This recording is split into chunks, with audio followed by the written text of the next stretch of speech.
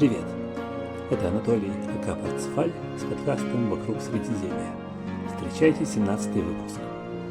Мы продолжаем читать «Хоббита». Сегодня у нас 13 глава, которая называется «Хозяина нету дома». В этом эпизоде мы найдем и припрячем Аркенстон, узнаем, похож ли он чем-то на Сильмарилли или нет, и самое главное, будем все время с опаской ожидать возвращения дракона. Как вы помните, гномы оказались замурованными в горе, после чего они, как это обычно с ними бывает, погружаются в пучины отчаяния, и Бильбо опять служит, так сказать, антидепрессантом для них. Откуда он черпает эти силы? Частично в повседневных изречениях его отца. Надежда умирает последней, и удача троицу любит. Но не только. Мы видим, что в его душе пробуждается некое предчувствие, чуть ли не мистическое прозрение. Мы читаем, что в ту самую минуту, когда гномы пришли в полное отчаяние, Бильбо почему-то почувствовал необыкновенное облегчение, словно камень с души сварился. Он не понимает причины этого, но мы увидим в следующей главе, что это не просто случайная перемена настроения, а нечто большее. Как будто бы он с помощью интуиции чувствует некие события, о которых я пока еще не буду говорить, хотя вы наверняка уже обо всем догадались. Тем не менее, несмотря на прилив веры, мистер Бэггинс не впадает в самоуверенность. Интуиция не дает ему стопроцентной уверенности, что с ним все будет хорошо. Он понимает, что идет на риск, и сознает, что впереди может поджидать западня. Тем более ценна его смелость перед лицом опасности, особенно по сравнению с гномией, мягко выражаясь, с осторожностью, когда они ожидают вестей от взломщика в туннеле.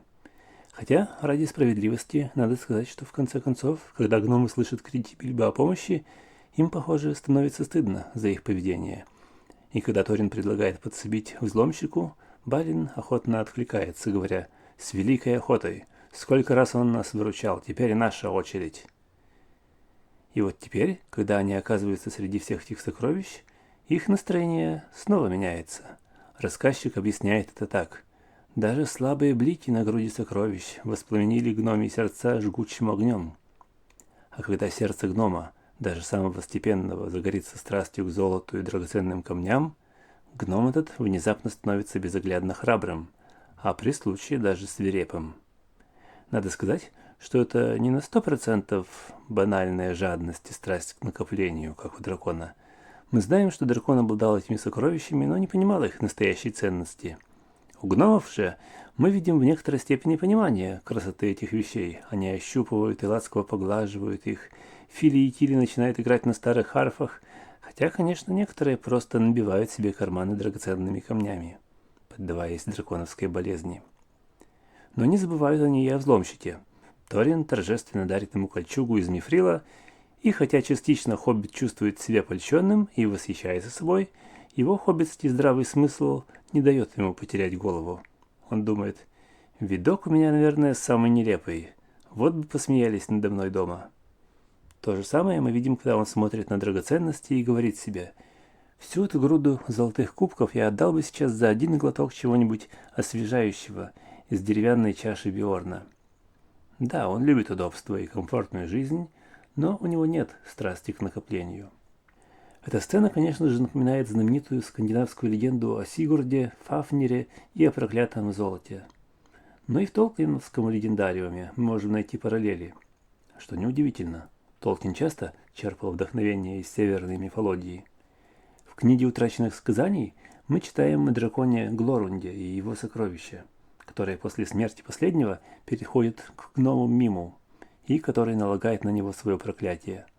После этого всех, кто оказывается как-нибудь причастен к судьбе этого золота, настигает так или иначе действие проклятия. В «Хоббите» над кладом прямое проклятие не тяготеет, но все равно вокруг сокровища, в основном из-за дракона, складывается нехорошая атмосфера. В конце концов, Бильбо не выдерживает и напоминает Торину, что сокровища еще не отвоеваны, и нужно прежде всего отыскать выход.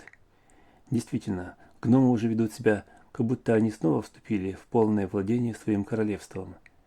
В связи с этим интересно заметить, что буквальное название главы «Не дома» может не только указывать на то, что в пещере нет дракона, но и намекать, что и гномы еще не возвратили себе свой дом, что они до сих пор находятся как бы в гостях и должны действовать разумно.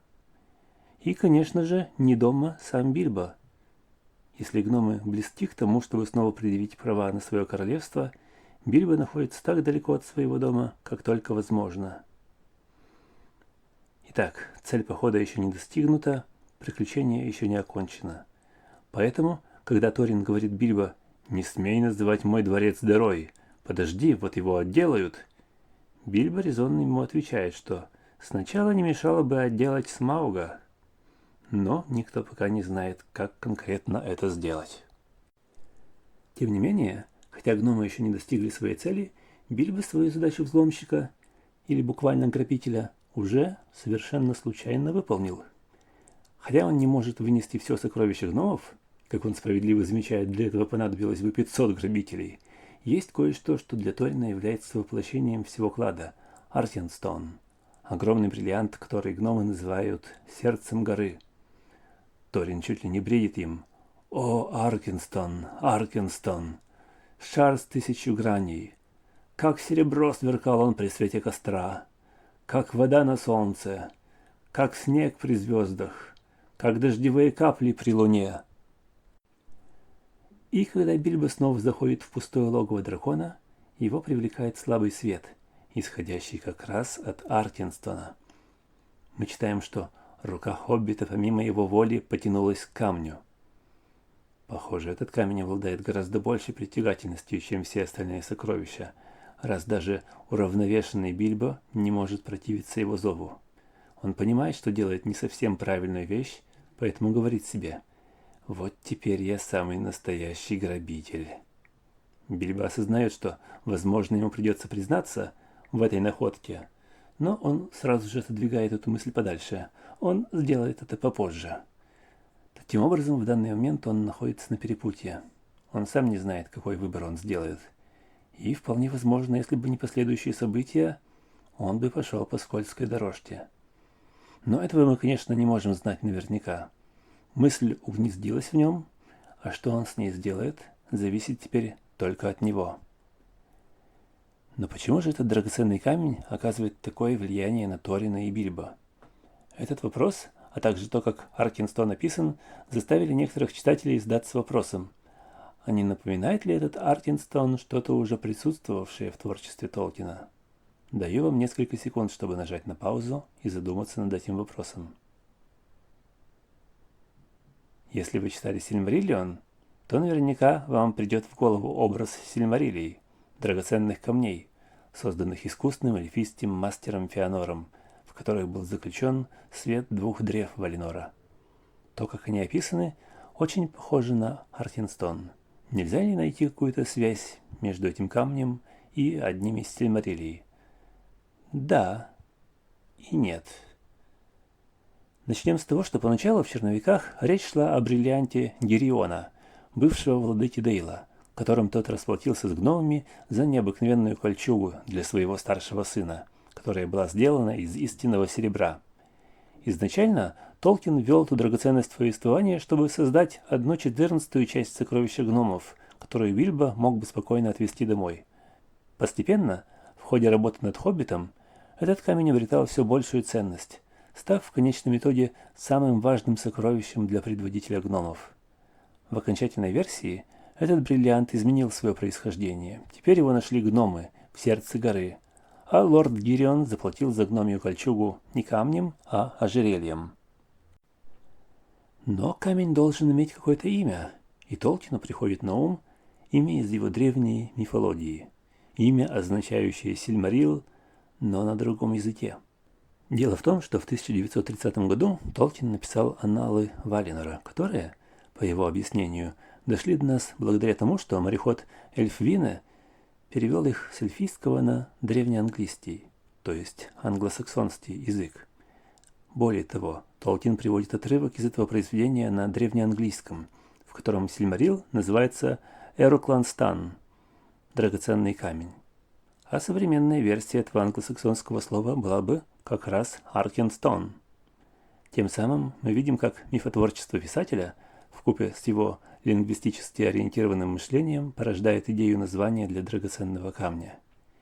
И неудивительно, что именно это слово пришло ему в голову, ведь сильмарили производили на эльфов такой же эффект, как и Аркенстон на гномов. Их создатель, Феанор, наполнивший их светом двух древ Валинора, отказался отдать сильмарили валарам, то есть ангелам, после того, как паучиха Онголиант убила эти древа. Он ценил их превыше всего, что он создал. А когда первый темный владыка Моргот украл их, Феанор с его 7 сыновьями принесли страшную клятву – враждовать со всеми, кто попытается завладеть сильмарилами. Мы видим, что Торин также дорожит Аркенстоном и также будет готов ненавидеть любого, покусившегося на этот камень. Но мог ли быть Аркенстон одним из тех сильмарилий? Вряд ли. Судьба сильмарилий в черновиках к моменту написания «Хоббита» не раз менялась, но в конце концов мы читаем, что сильмарили безвозвратно сгинули в небе, океане и земле. Чисто теоретически можно предположить, что гномы случайно нашли последний, но согласно окончательной версии сильмарили были утрачены навсегда. К тому же, когда пишется «Хоббит», Толкин еще не увязывает его со своей мифологией. Он иногда использует имена и географические названия оттуда, но в его уме это все еще отдельная история, а следовательно и Аркенстон, хоть и вдохновлен образом сильмарилий, является их реинкарнацией, только в метафорическом смысле.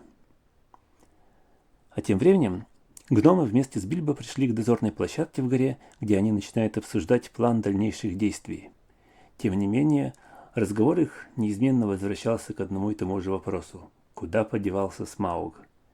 Безо всякого успеха напрягали они зрение, вглядываясь вдаль, но ни на западе, ни на востоке, ни тем более на юге не было видно никаких признаков дракона. Разве что непонятно почему на горизонте собирались большие стаи птиц. Гномы глядели на них и терялись в догадках. На небе высыпали первые холодные звезды, а объяснения так и не нашлось. Конечно, не нашлось, потому что оно в следующей главе и в следующем подкасте. С вами был Анатолий Акапарцфаль, который был и остается с вами на прямой связи из страшного драконьего логова.